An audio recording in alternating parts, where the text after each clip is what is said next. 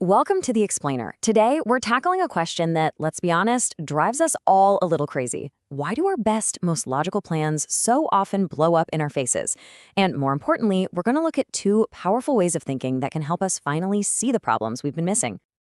So let's just dive right in. I mean, you've seen this happen, right? A team comes up with what seems like a brilliant fix for a stubborn problem. Everyone celebrates. But then, a few months down the line, not only is the original problem back, it's somehow even worse than before. So what is going on? To really get what's happening here, let's look at a classic, almost universal example of a solution that seems like a no-brainer, but ends up failing big time. Think about traffic. The city is gridlocked, so what's the obvious plan? Build more roads. And you know what? For a little while, it works. Traffic gets better. But then something subtle happens. Those nice, new, wide-open highways make driving way more appealing, so more people start driving. And pretty soon, you are right back where you started, except now you're stuck in an even bigger traffic jam. This is a perfect example of a system trap, and it has a name: shifting the burden. Basically, we get hooked on a quick fix that only deals with a symptom, in this case, the traffic jam. Meanwhile, the actual root cause, like, say, a lack of good public transportation, is totally ignored and just gets worse and worse over time. So how do we break out of these traps? Well, we need our first tool, and it's a tool that helps us see the invisible architecture that's actually creating the problem in the first place. And that tool is called systems thinking. It's a complete shift in perspective. It forces us to stop staring at isolated events, like one bad day of traffic, and start looking for the deeper connections, the patterns, and the feedback loops that cause that bad traffic day to happen again and again and again. So how do you even start to map out a system? Well, let's use a super simple metaphor: a bathtub. In any system, there's always a stock, which is just an accumulation of something. Think of it as the water level in the tub. That something could be money in the bank, morale on a team, or fish in the ocean. Now, that water level isn't static, right? It's always changing, and that's because of two things. You've got your inflows, which is the faucet adding water to the stock, and your outflows, which is the drain taking water away. It's the dynamic between these two flows that really tells you what the system is doing over time. Okay, now here's where it gets really powerful. These stocks and flows create what we call feedback loops. They're like the engines driving the whole system. On one hand, you have reinforcing loops. These things amplify change. They're the reason a snowball rolling downhill gets bigger and bigger, faster and faster. On the other hand, you have balancing loops.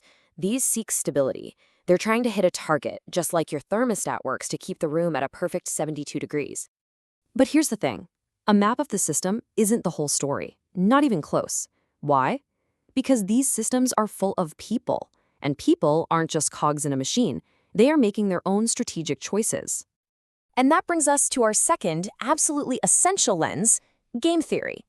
At its core, game theory is just the study of how smart, rational people make decisions when their success is tangled up with the decisions of other people. It's all about this idea of strategic interdependence. The classic example that perfectly explains this is the prisoner's dilemma. So you've got two partners in crime, right? They're in separate rooms, they can't talk. If they both keep their mouths shut, they each get just 1 year in jail.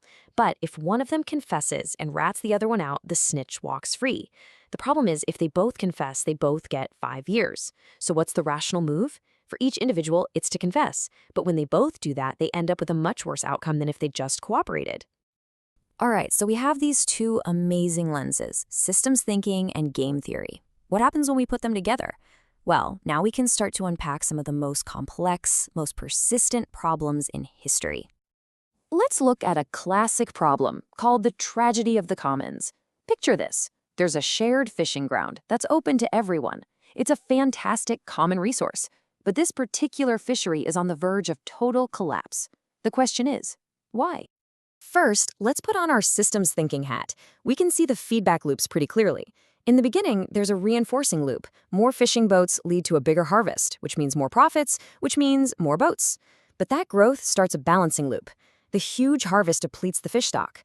Eventually, there are so few fish that the whole industry just collapses on itself. Okay, now let's switch lenses. Let's look at this with game theory. From an individual fisherman's point of view, the game is totally different. Yeah, sure, the best thing for the group is for everyone to hold back a little. But for you, your best move is to overfish. Because if you conserve while everyone else is going wild, you're the one who loses. So there's this powerful logical incentive for every single person to take as much as they possibly can. And this is the absolute key, right? Neither of these views is enough on its own. Systems thinking shows us the physical structure of the problem, the loops of fish and boats. But game theory explains the human behavior inside that structure. It tells us why people make the choices they do, choices that lead directly to disaster. So, if the problem is literally baked into the system's structure and the player's incentives, how in the world do you solve it? I mean, are we just doomed to repeat these tragedies forever? Well, it turns out we're not. And the answer comes from the brilliant Nobel Prize-winning work of economist Elinor Ostrom. She discovered that communities all over the world have been solving this exact problem for centuries. And her big insight was this: the solution isn't about trying to make people more moral. It's about redesigning the entire system. It's about changing the rules of the game. So how do they actually pull this off? It's not magic, it's just really smart design. The communities that succeed create clear boundaries and rules, but, and this is critical, they also build systems to back those rules up. They monitor behavior, they have fair consequences, and they make it easy and cheap to resolve conflicts. They don't just cross their fingers and hope for the best, they actively manage both the system and the game. So at the end of the day, what does this all mean? It means that to solve our really big, messy, complicated challenges, we have to learn to wear two hats. We have to be systems thinkers, capable of mapping out the whole complex board. And we have to be game theorists, able to anticipate how smart players will act on that board. You need to see the whole system and predict the moves. And that leaves us with a question for you. Think about a persistent, frustrating problem in your own work or your life, that one unwinnable game you keep playing. What might happen if you stopped trying to just play that game better, and instead, you started thinking about how you could change its rules?